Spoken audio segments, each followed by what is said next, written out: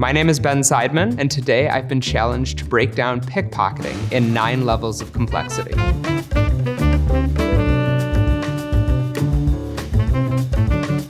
There are 2 types of pickpocketing: the criminally invasive type that is devastating, and the fun theatrical pickpocketing. I am, of course, the latter option, because if I was actually stealing things on the street, I wouldn't say it on camera. As a disclaimer, this is my interpretation of the challenge. Level 1, the table steal. Hey, what's your name? I'm Erica. Hey, Erica, Ben. I'm just with production. Did they have you sign a release already? No. No, is that okay if we have you sign it? We're gonna start filming in just a second. You can look at it. You don't have to sign it now. Just give it a quick look through if you want. Okay. Thanks. Level 1 is all about simply hiding the steal. A thief will typically use an object as cover. This is called shade. The mark is the person who is about to be stolen from, otherwise known as the chump. So in this case, I'm using the release as shade on the clipboard. So she looked at the release, and the moment she looked up at me, using the clipboard as cover, I just picked the phone up. At that moment too, I wanted her to maintain eye contact with me, so I got a little closer to her visual space. At that point, my hand went south with her phone and I pocketed it. This is a common steal used by criminals on the street because it is by far the easiest to execute. It requires almost no technical skill, but it does rely on distraction and some choreography. Hey, Erica? Yes. With all the talent, anyone who's appearing in this video, we're doing a quick selfie, so smile. Awesome, cool.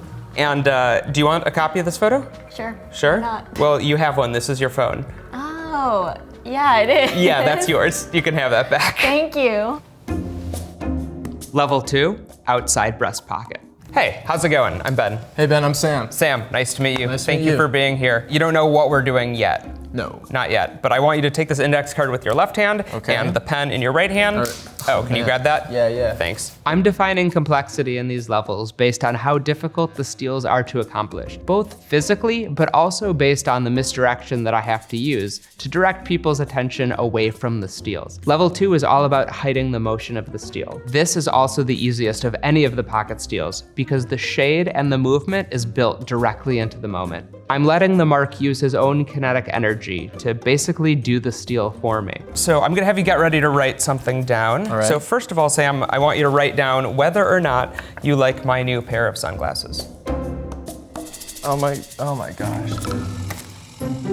Level 3, the ID badge steal. What's your name? Alex. Alex, Ben, nice to meet you. Hey, Ben. I guess I could have just looked down and seen what your name was. You know, they say that a good way to remember people's names, besides reading it, is to make eye contact and then say it out loud. For level 3, my main goal is to hide my intent. As I'm meeting the participants, I'm lying to some of them about who I am and what this whole video is for. When I steal badges, I like to do it in 2 steps. Typically, you don't want heat on the item that you're stealing, but in this case, calling attention to it helps hide the first move. We call this painting it red. If you can't hide something, make it more obvious. The release of the badge can sometimes be audible, so I snap my fingers in the context of the script. That helps hide the sound. I'm putting the ID badge steal at level 3 because it's closer to the natural eye line of the spectator. It also requires openly touching the item that I'm stealing. If I don't execute the steal perfectly, the mark could feel the tug of the band around their neck or hear the sound of the badge detaching.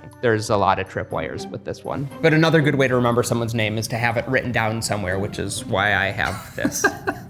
That's yours. Did you feel me take it? No, you're good. Level 4, outside jacket pocket. Shelby, I'm Ben. Hi Ben, nice to meet you. Nice to meet you. Thank you so much for coming and being a part of this. I have a deck of cards for you, actually. Okay. I'm going to do a magic trick. Amazing, Okay. cool. Tell me, out of curiosity, you can just relax. Do you have inside jacket pockets in this jacket? No, I don't think so. Okay, that's fine. Don't worry about that. In that case, I'll have you just put these in your back pocket. Okay. And then for the shot, can we get you guys to face our camera down there? And you want us close together like As this? close as you can get. Okay, perfect.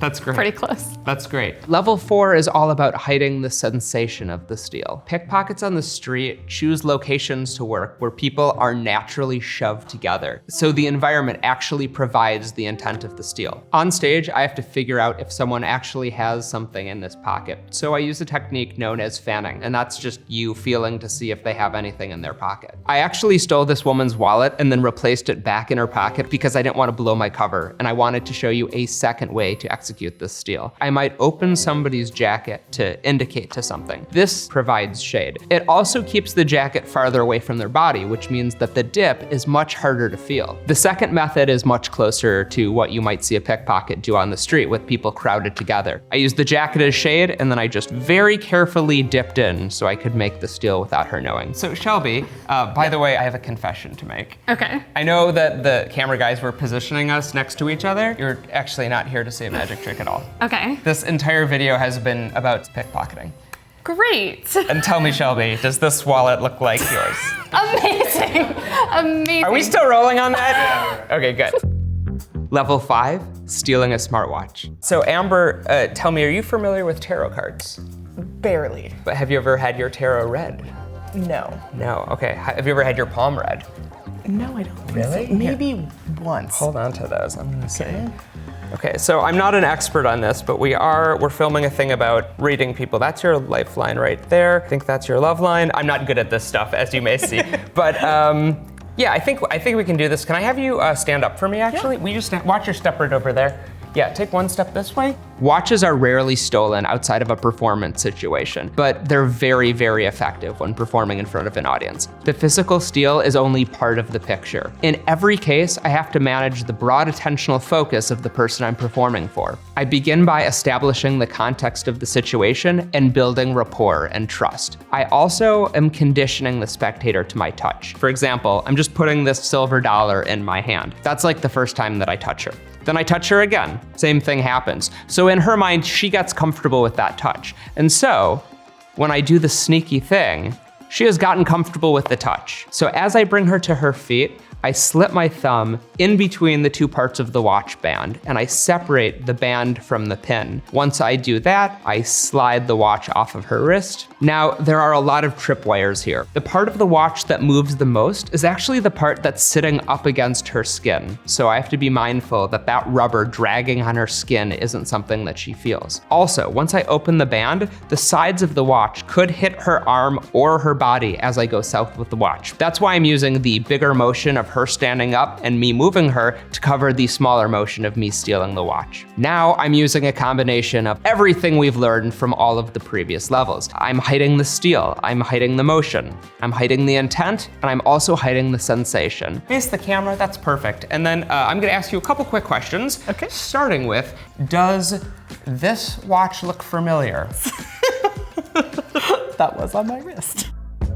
Level 6, the traditional watch steal. Lauren, I am a magician and I'm gonna play a game with you where Okay. you get a chance to win some money. How does that sound? Yeah, good for me. So I have a $100 and a $2 bill. You get the $2 bill and I want you to take it and fold it in half like that. Okay. And then fold it in half again, and then one more time into a square. Perfect. Now, if you wouldn't mind, hold out your hand. Great. I want you to hold on to both of those bills, but turn your hand palm down like that. That's perfect. Now, I can't take those out without you feeling me do it, so I'm just gonna openly go in and take one of them out. Okay. And in this case, oh bummer, in this case I got the 2. But do me a favor, with your right hand, hold on to my wrist and hold like tightly, like actually hold tightly. Beautiful. Watch that 2, because it changes What the? Okay. to the 100. That's so awesome. Look in your hand. Dang, dude. I wanted that 100. Like any steal, I have to manipulate the broad attentional focus of the subject. Broad distractions don't really work here because the subject could look back and catch me at any time. Now, there are different ways to manipulate someone's attention. You can overwhelm someone's attention. You could split someone's attention. And then, of course, drawing someone's attention to one specific thing. Here, I'm using a combination of all of these techniques. I give the mark 2 different bills to focus on. Now, I've justified why I'm touching her. She is conditioned to my touch, and I'm splitting her attention between 2 different things. As I hold her wrist, I execute the first part of the steal, bringing the tail end of the watch out from under the 2 loops. Next, the attention splitting begins. I remove one of the 2 bills and ask her to look at it. To do this, I illustrate by grabbing her other wrist. And at that moment, I'm able to actually pull back on the band, kick the pin free, move the tail of the watch to a diagonal so it doesn't re-engage in a second hole, and then the final part of the steal happens at the same time as the visual special effect moment happens, where the 2 bills magically change places. But the timing has to be exactly perfect. The moment that the bills switch places, all of the attention shoots back to her other hand. It's possible for the steal to take place entirely using the thumb with the person's wrist face up. Although this steal is physically easier, the mark could theoretically look down at any point, which makes it more challenging in that way. So the timing here has to be perfect and the execution surgical. But I do want to give you a gift. Here's your gift. It is a watch. Does it look familiar? Dude. No way, dude. Oh my You can have that back. Thank you. Level 7, the pants pocket steal. What's your name? I'm John. John, nice to meet Nice you. to meet Thank you you so too. much for being here. Thank you so much for having me. Of course, I'm gonna have you stand maybe one quick, no, you were good over there. Just one little step back. That's perfect, beautiful.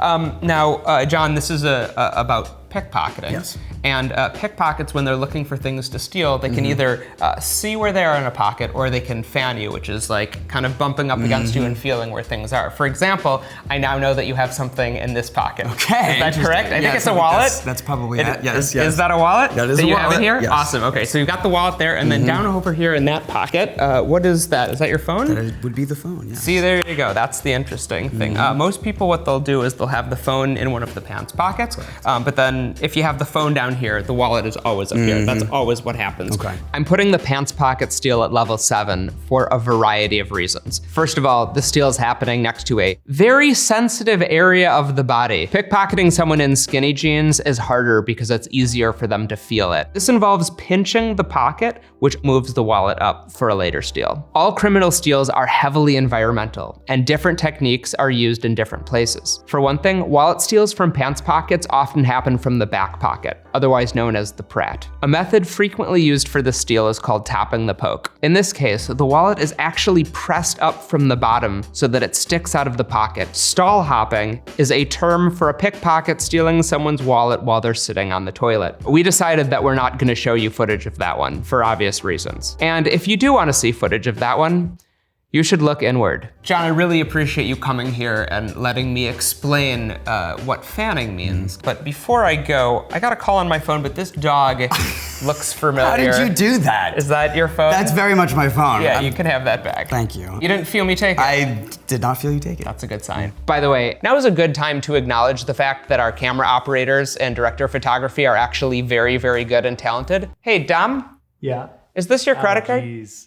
Oh God. Is this yours? Yeah, I think so. Yeah, sorry, I took that during lunch.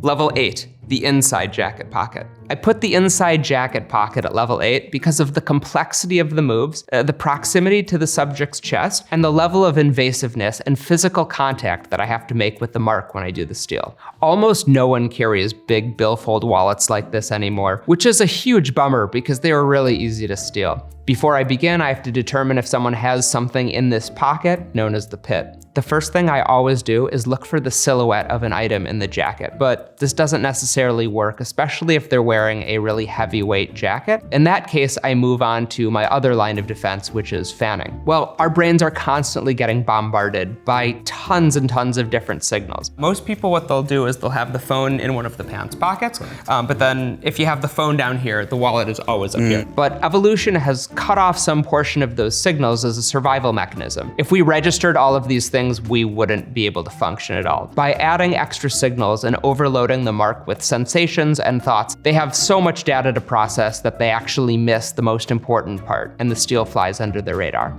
I open the jacket and top the poke as I gesture towards the wallet. I execute the dip using the jacket as shade and direct his attention to something else. You've gotten this far in the video, which means that you know what all of that means. I mean, how cool is that? John, also one more thing, that wallet that you had in your upper pocket. Come on. There you go, buddy.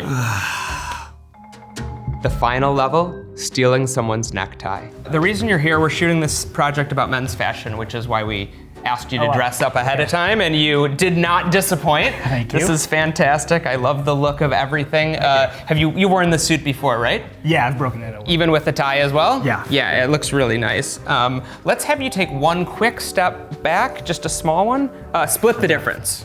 Right there, that's perfect. Okay, great. The nice thing about this fabric is that it looks like it doesn't hold wrinkles very much. No, it doesn't. Yeah. Yeah, see, that's the thing about when you get those hybrids is that you can, the fabric, you can actually, believe it or not, put it in a suitcase and it still looks great. Right. And if you look over on this side, you have a watch on this side, right? I do, yeah. Okay, and it matches your outfit. You feel like Yeah, I feel like it. beautiful. I'm gonna have you turn around so we can see the full profile. Yep, looks very, very nice. That's great. And then lastly, but not leastly, I wanna comment on the fact that you've got a bunch of pockets. Like down here you have a pocket. Yep. That looks very nice. And then of course over here you have a pocket. That's the pants pocket. You can put a lot of different things over here, right? Sure, yeah. And then over there you've got another one. So you look fantastic, man. Thank you so much. Yeah, it's a great quality suit. I saved the best for last. This is my favorite steal because it seems completely insane. First, travel back to the 1950s when people wore ties. That's actually the hardest part about the steal, is finding someone who's wearing a tie. I suggest finding a wealthy oil mogul.